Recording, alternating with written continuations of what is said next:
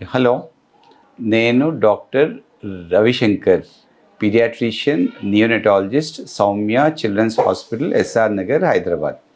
ఇప్పుడు మనం పిల్లల్లో కాఫ్ గురించి మనం మటుకి మాట్లాడుకుందాం. కాఫ్ అంటే దగ్గు. ఈ దగ్గడం అన్నది ఎందుకు వాళ్ళు మటుకి దగ్గుతారు, దానికి మటుకి కారణాలు ఏంటి, మనం మటుకి ఏం చేయవచ్చు, ఎప్పుడు మనం దాని గురించి మనం మటుకి వరి అవ్వాలి, ఇలాంటి విషయాల గురించి మనం మటుకి మాట్లాడుకుందాం. ఈ దగ్గు అన్నది అంటే ఒక రకంగా అంటే ఒక ఇన్ఫెక్షన్లో ఉండొచ్చు. యూజువల్గా వైరల్ ఇన్ఫెక్షన్స్ వల్ల వస్తుంది. అప్పుడప్పుడు మటుకి బ్యాక్టీరియల్ ఇన్ఫెక్షన్స్ వల్ల కూడా ఉండొచ్చు. అప్పుడప్పుడు ఈ దగ్గు అన్నది మనకి ఇది మటుకి ఆస్తమాలో కూడా ఉండొచ్చు. ఆస్తమా అంటే వీజింగ్ అలాగా ఈ టైప్ ఆఫ్ ఎలర్జీస్ వల్ల కూడా ఉండొచ్చు. ఇంకోటి ఏంటంటే ఈ దగ్గు అన్నది కొన్ని రకాలైన డస్ట్ పొల్యూషన్ వల్ల కూడా అప్పుడప్పుడు వస్తూ ఉంటుంది అన్నమాట. దగ్గు చాలా టైప్స్ ఆఫ్ కాఫ్ ఉంటుంది. అంటే వెట్ కాఫ్ అన్నది, డ్రై కాఫ్ అన్నది, మళ్ళీ కొంతమంది పిల్లలకి కోరింత దగ్గు అని వస్తుంది. అంటే వూపింగ్ కాఫ్, అంటే కంటిన్యూస్గా కాఫ్ ఉంటుంది అన్నమాట. అప్పుడప్పుడు గొంతులో ఏదో పట్టేస్తే అది ఒక టైప్ ఆఫ్ బార్కింగ్ కాఫ్ లాగా ఉంటుంది. అంటే దాన్ని క్రూప్ అంటాం అన్నమాట. ఆ బార్కింగ్ కాఫ్ కూడా ఉంటుంది. సో కాఫ్ సౌండ్ బట్టి కూడా మనం అది ఎక్కడి నుంచి వస్తుంది, ఏ చోట నుంచి వస్తుంది, దానికి వెనుక ఉన్న మటుకి కారణాలు ఏంటి అని మనం కూడా తెలుసుకోవచ్చు అన్నమాట. ఈ కాఫ్ అన్నది మనం ఎప్పుడు మనం మటుకి వరి అవ్వాలి అంటే, కాఫ్తో పాటు హై గ్రేడ్ ఫీవర్ ఉన్నది, ఆర్ తనకి మటుకి ఆయాసం ఉన్నది, సరిగ్గా తను మటుకి పెళ్ళైపోతున్నాడు, సో ఈటింగు, డ్రింకింగు ఇలాంటివి కూడా అది మటుకి లేకుండా ఉన్నప్పుడు, అటువంటి టైంలో ఇంకా బాగా మటుకి ఆయాసం వచ్చేస్తుంది అంటే అది మంచిది కాదు. సో బ్రీదింగ్ ప్రాబ్లమ్స్, సిక్గా ఉండి బాగా హై గ్రేడ్ ఫీవర్ ఇలాగైనా ఉంటే తప్పకుండా ఇమీడియట్గా మీరు మెడికల్ అటెన్షన్ అయితే తీసుకోవాలి. The child needs immediate medical attention. So ఈ కాఫ్ అన్నది మనం యూజువల్గా ఇంట్లో మనం మటుకి వేడి నీళ్ళు ఇవ్వచ్చు దానికి మటుకి తాగడానికి. అండ్ సెకండ్లీ మనం కొద్దిగా అంటే 1 year కంటే ఎక్కువ ఉన్న పిల్లలకి ఇది పెట్టవచ్చు, తేనె పెట్టవచ్చు. తేనె పెట్టడం వల్ల కూడా కొద్ది కాఫ్ అయితే కంట్రోల్ అవుతుంది. స్టీమ్ ఇవ్వచ్చు, వేడి నీళ్ళు మటుకి ఆవిరి ఇవ్వచ్చు అన్నమాట. సో ఇలా ఒక 1-2 days మనం డెఫినెట్గా అది కాఫ్ అన్నది ఏంటన్నది మన ఇంట్లో మనం మటుకి చూసుకోవచ్చు. ఒకవేళ రోజుకి కాఫ్ ఎక్కువ అవుతుంది, ఆయాసం వస్తుంది, సౌండ్స్ వస్తున్నాయి, అంటే వీజింగ్ సౌండ్స్, అంటే ఛాతీ నుంచి some type of wheezing sounds కానీ వస్తుంటే మనం అలాంటి టైంలో మనం దాని గురించి మటుకి వరి అవ్వాలి.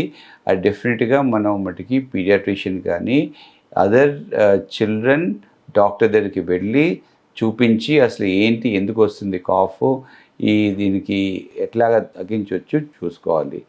మీరు చేయకూడనిది ఏంటంటే మార్కెట్లోకి వెళ్ళి, మెడికల్ షాప్లోకి వెళ్ళి ఏదో దగ్గు మందు మటుకి తీసుకొని అది మటుకి వేయడం అన్నది మంచిది కాదు.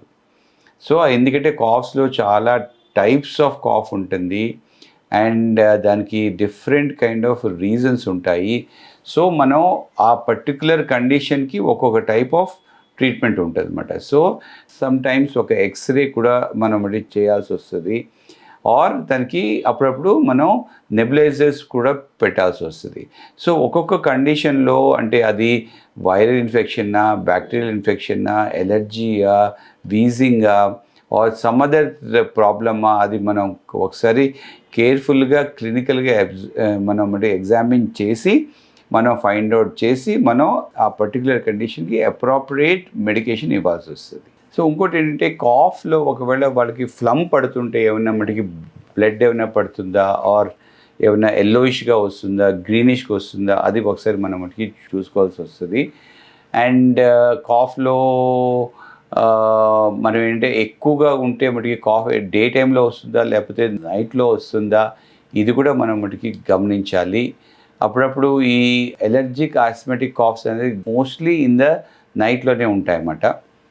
అండ్ దీనివల్ల తను పడుకోలేకపోతున్నాడా, నిద్రపోలేకపోతున్నాడా, ఇవి కూడా మనం మటుకి గమనించాలి. అంటే ఈటింగు, డ్రింకింగే కాకుండా తన స్లీప్ కూడా ఏమన్నా మటుకి డిస్టర్బెన్స్ వస్తుందా, ఇది కూడా మనం మరి చూసుకోవాలి.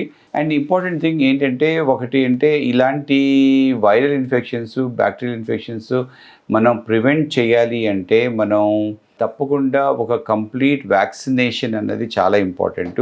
అంటే immunisation right from the time of birth నుంచి 6 వీక్స్, 10 వీక్స్, 14 వీక్స్, 6 మంత్స్, 9 మంత్స్కి ఇలాగా కంటిన్యూస్గా రెగ్యులర్ వ్యాక్సిన్స్ కానీ ఇప్పించుకుంటే, ఇంకోటి ఫ్లూది కూడా వ్యాక్సినేషన్ అంటే ఇన్ఫ్లుయెన్జా వ్యాక్సిన్, ఇది కూడా మనం 6-7 మంత్స్కి ఇస్తాము. ఆ వ్యాక్సిన్ కూడా ఇప్పించుకుంటే మంచిది. అండ్ చాలా ఇంపార్టెంట్ ఏంటంటే ఇది కాఫ్, ఇన్ఫెక్షన్స్, ఎలర్జీ ఏంటంటే తల్లి పాలు మీద ఉన్న పిల్లలకి తక్కువ వస్తాయన్నమాట.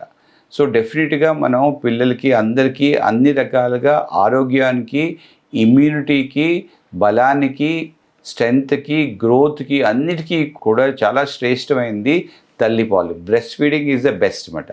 సో దానివల్ల అన్ని రకాలుగా ఓవరాల్గా ఇమ్యూనిటీ, బ్రెయిన్ అన్నీ కూడా కరెక్ట్గా ఉంటాయి.